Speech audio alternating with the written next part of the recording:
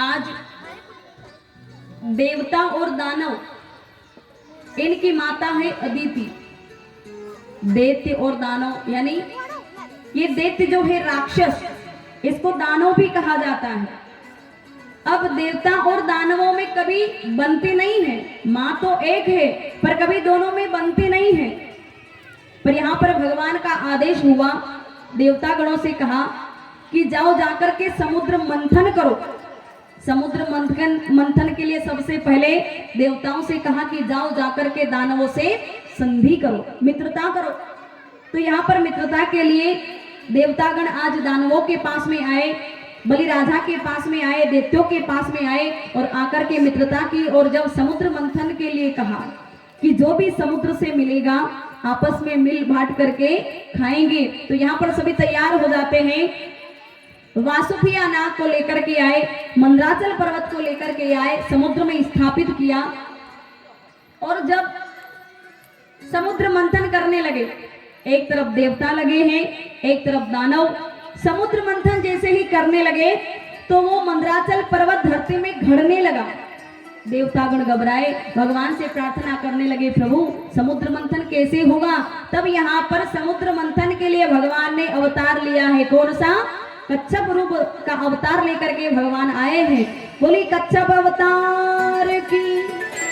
भगवान कच्छप रूप लेकर के मंदराचल पर्वत के नीचे स्थापित हो जाते हैं और यहाँ पर मंथन आरंभ होता है, समुद्र मंथन। तो यहाँ पर 14 रत्न निकले हैं। कितने? 14 रत्न। सबसे पहले जहर निकला,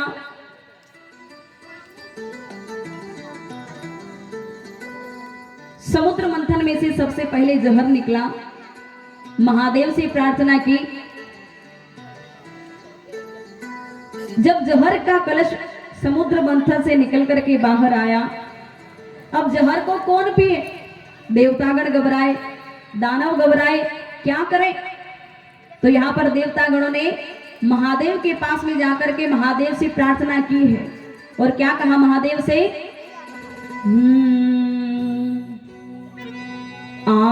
आशुतोष शशांक शेखर चंद्रमौलि चिदंबरा, कोटि कोटि प्रणाम शंभु, कोटि नमन दिगंबरा, कोटि नमन दिगंबरा, कोटि नमन दिगंबरा, कोटि नमन दिगंबरा।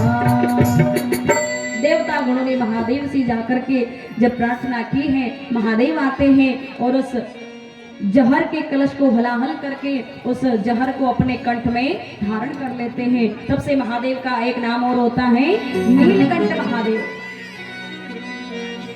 जहर को पिया है, नाम नीलकंठ हुआ है। दूसरे पर कामधेनु गोमाता ऋषियों को दान की, एरावत हाथी इंद्र देवता ने रखा, घोड़ा निकला बलि राजा ने रखा है, कौस्तुभ मणि शंख कमल लक्ष्मी नारायण के पास में चले जाते हैं। समुद्र मंथन से अप्सराएं निकली, स्वर्ग को चली गई। लक्ष्मी मैया आई। जब लक्ष्मी मैया आई, समुद्र मंथन से प्रकट होकर के लक्ष्मी मैया आई। लक्ष्मी मैया ने प्रस्ताव रखा शादी का। भाई लक्ष्मी मैया को कौन नहीं चाहता। ये जो लक्ष्मी है, आज हर एक की लाइन लगी, देवता दानव। अब लक्ष्मी मैया के विवाह की जब बात आई तो नारद जी महाराज ने विचार किया कि चलो अब बहुत संत बनकर के घूम लिए, अब शादी की जाए, गृहस्थी जीवन का आनंद लिया जाए। तो नारद जी महाराज भी कतार में लग गए कि चलो शादी के लिए चलो, शादी के लिए चलो। तो ब्रह्मा जी, शंकर भगवान, इंद्रदेव सभी आज लाइन में लग गए, बैठ गए। पर भगवान विष्णु सबसे एक कोने में जाकर के बैठे हैं, सबसे कोने में जाकर के बैठ गए। अब लक्ष्मी मैया माला लेकर के आगे बढ़ी। सबसे पहले ब्रह्मा जी मिले तो विचार करने लगी, अरे व्यक्ति की एक खोपड़ी इतनी काम करती है, इनकी तो 4-4 खोपड़ियां हैं, इनसे शादी करूंगी पता नहीं क्या होगा। इनसे शादी नहीं करूं। आगे बढ़ी, महादेव मिल जाते हैं। अरे महादेव से विवाह करूंगी तो इनके न तो कोई घर है, न बार, न माता पिता, कुछ भी नहीं है, मुझे रखेंगे कहां पर, इनसे भी शादी नहीं कर सकती। इंद्र देवता मिले, अरे ये तो बड़ा एक नंबर का डरपोक है, बार बार भगवान को याद करता है, तो इससे विवाह नहीं करो। नारद जी मिल गए, अरे ये तो हर समय वीणा बजाते रहते हैं, इनसे भी मुझे विवाह नहीं करना। दानव मिले, एक एक करके सभी निकलते गए। अब लक्ष्मी मैया को कोई विवाह के योग्य मिला नहीं। अंत में नजर गई उनकी सबसे कोने पर भगवान विष्णु बैठे हुए थे। जाकर के भगवान विष्णु के गले में वरमाला को डाल दी और तब से भगवान लक्ष्मी नारायण के साथ में, ये तो केवल एक समुद्र मंथन के माध्यम से भगवान ने लीला की है। लीला के माध्यम से समझाया है कि जो लक्ष्मी के पीछे पीछे भागता है तो लक्ष्मी मैया नाराज होकर के चली जाती है, पर जो लक्ष्मी की लालसा नहीं करता है, लक्ष्मी उसी के घर जाकर के वास करती है। अब 14वें पर धन्वंतरी भगवान अमृत कलश लेकर के आए, अमृत का घड़ा लेकर के आए। अब धन्वंतरी भगवान अमृत का कलश लेकर के जाने लगे, दानवों ने छीन लिया, छीन करके भागने लगे, देवतागण घबराए। तब यहाँ पर भगवान ने मोहिनी अवतार लेकर के दानवों के पास में आए। मोहिनी अवतार धारण करके, अरे जिस भगवान ने हमें बनाया है वो भगवान कितने सुंदर होंगे। कल्पना करो अपने मन के अंदर, जिस भगवान ने, परमात्मा ने हमें बनाया है, आज उन्होंने मोहिनी रूप धारण किया है, तो वो भगवान कितने सुंदर लग रहे होंगे। जब हम वृंदावन में जाते हैं, बाके बिहारी की देख छटा, देख छटा, मेरो मन हो गयो लटा पटा। समय कम है, अभी वामन भगवान का अवतार भी होने वाला है, तो यहाँ पर कहने का तात्पर्य है, आज भगवान मोहिनी रूप लेकर के आए। देवतागण आज भगवान की स्तुति करते हैं। और जब मोहिनी भगवान चले आ रहे दानवों के पास में, अब दानव अमृत कलश को तो भूल गए और मोहिनी भगवान को देख रहे हैं। मोहिनी भगवान कहने लगे, अरे आप ये लड़ाई झगड़ा क्यों कर रहे हो और आपके हाथ में ये क्या है। तब दानवों ने कहा कि मोहिनी जी, ये अमृत का घड़ा है, हम पी करके अजर अमर होना चाहते हैं। मोहिनी जी ने कहा कि अरे एक काम करिए ना, आपको अमृत का घड़ा पीना है और आपके साथ में और कौन है, बोले देवता भी है। तो मोहिनी भगवान ने कहा कि आपको अमृत पीना है तो एक काम करिए, ये अमृत घड़े के अंदर ऊपर ऊपर का तो पतला है और नीचे नीचे का गाढ़ा है, बताओ आपको कौन सा वाला पीना है। अब दानव कहने लगे, मोहिनी जी हमें तो अच्छा वाला गाढ़ा वाला पीना है, तो हम ये ऊपर ऊपर का तो देवताओं को पिला देना और हमें तो नीचे वाला अच्छा वाला पिलाना। देखो भगवान ने चतुराई क्या करी है भाई, चाय का जो कप होता है वो चाय कभी ऊपर से पतली या नीचे से गाढ़ी होती है, नहीं होती है, पर भगवान ने लीला करी है। अब यहाँ पर दानव समझ नहीं पाए।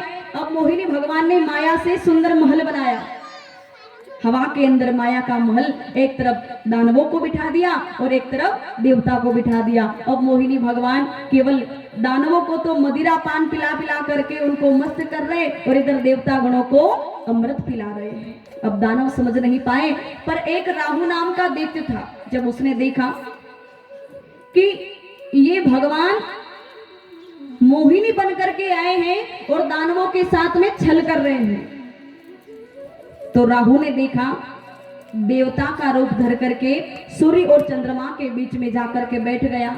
अब मोहिनी भगवान जब अमृत पिलाते पिलाते राहु को जब अमृत पिलाने लगे और सूर्य और चंद्रमा की नजर गई कि प्रभु ये तो दानव है। जैसे ही सूर्य और चंद्रमा ने कहा, तब तक तो अमृत उसके रग रग में चला गया था। भगवान ने तुरंत अपने चतुर्भुज रूप को धारण किया और सुदर्शन चक्र से राहु का सर धड़ से अलग कर दिया। अब बलिराजा घबराए और कहने लगे कि अरे ये कौन थी, कौन थी। तो दानव कहने लगे, थी नहीं था। क्या कहने लगे, थी नहीं, ये तो था और छल करके चला गया। देवता और दानव दोनों में युद्ध आरंभ हो जाता है। अब देवताओं ने तो अमृत पी लिया था, तो यहाँ पर पीकर अजर अमर हो गए, और दानवों को केवल मदिरा पान कराई थी, तो आज वो हार जाते हैं। और ये जो राहु नाम का दैत्य सर धड़ से अलग हुआ, अमृत पी गया था, अजर अमर हो गया, तो राहु दो भाग हुए, सर और धड़। तो यहाँ पर एक भाग जो राहु का है और दूसरा भाग है केतु का, राहु और केतु। और ये राहु और केतु जिसके भी ग्रह में राशि में आते हैं, उनकी महादशा थोड़ी गड़बड़ चलती है। देवता और दानवों में युद्ध होता है, देवता अजर अमर हो गए, विजय हो जाते हैं। बलिराजा आज युद्ध क्षेत्र के अंदर सभी मूर्छित होकर के मृत समान पड़े हुए हैं। तो यहाँ पर दैत्यों के गुरु शुक्राचार्य जी आज मंत्र विधि के द्वारा संजीवनी बूटी लेकर आए, और जो मृत पड़े हुए थे सभी को संजीवनी विद्या से पुनर्जीवन दान दिया है। बलिराजा से शुक्राचार्य जी कहने लगे, राजन एक काम करिए, प्रयोगत विधि के बारे में बतलाया, 100 यज्ञ करने का संकल्प लिया बलिराजा ने। यज्ञ जब आरंभ हो जाता है, फिर देवतागण घबराए, भगवान से कहने लगे, प्रभु बलिराजा ने 100 यज्ञ करने का संकल्प लिया है, यदि 100 यज्ञ पूरे हो जाएंगे, स्वर्ग के अधिकारी हो जाएंगे, प्रभु आप कुछ न कुछ तो करिए। देवतागण घबराए।